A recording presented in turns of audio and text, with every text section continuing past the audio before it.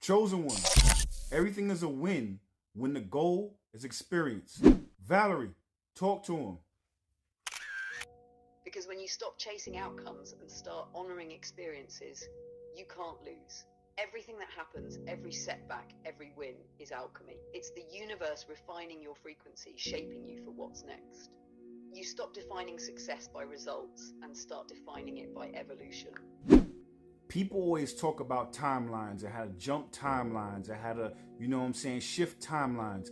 I'm gonna make it real simple for you. When you shift timelines, it's about knowing what you want and working backwards. So if you know you have a goal in mind, if you know you have something that you want to achieve in mind, you have to visualize that goal. You have to visualize that achievement. And then everything that you do has to be in sync with that achievement, with that goal, with that image you have for yourself. Everything must line up. When you do things that are out of sync with that, now you jump to a different timeline. If you look at everything in this world as a lesson, if you look at everything in this world as a win, then now, even when you have a setback, you will make the appropriate decision based off your higher timeline. You will also look at it as a win because now it prepares you for your higher timeline. It gives you wisdom and experience towards your higher timeline. So everything, good or bad, is a win if you look at it as a timeline jump.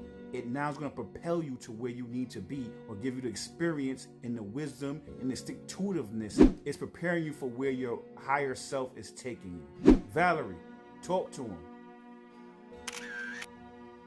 Because timeline jumping isn't magic, it's mastery. Every choice, every reaction, every thought either anchors you where you are or moves you closer to where you're meant to be.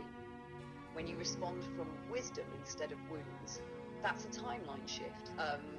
When you act like your higher self before the evidence appears, that's embodiment. And the universe can't resist alignment. It rearranges itself around your consistency.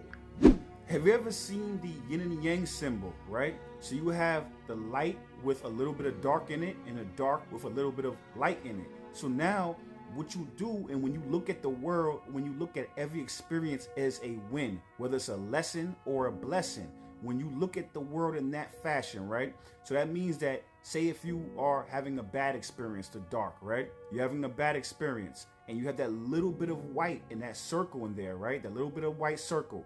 That's the positive in that negative experience. Now, if you look at the white circle and you look at the little bit of dark in it, right? That's the negative in a positive experience. So depending on how you look at things is what you get out of things. You know what I'm saying? So now if you look at that, so now you can have a good experience and you can find the bad in it, or you can have a bad experience and you can find the bad in it, or you can have a bad experience and find the good in it, or you can also have the good experience and see the good in it as well. It depends on how your perspective is and what you're looking for. The same way as if, your friend has a car, or, when you always see, a Dodge Charger, whatever the case may be. That's because you're more aware of it because your friend has it. Or maybe you have a certain car. You're going to start noticing it more and more because that's where your mind is tuned to. So if you're tuned to a negative frequency, you will find negativity. If you're tuned to a positive frequency, you will find positivity. Valerie, talk to him. Exactly, because reality bends to perception. If you walk through life tuned to gratitude, even chaos becomes guidance. That's the hidden teaching of yin and yang. Every shadow hides a seed of light, and every light carries a trace of shadow to keep you humble. What you focus on expands, chosen one. The question is, are you amplifying pain or potential?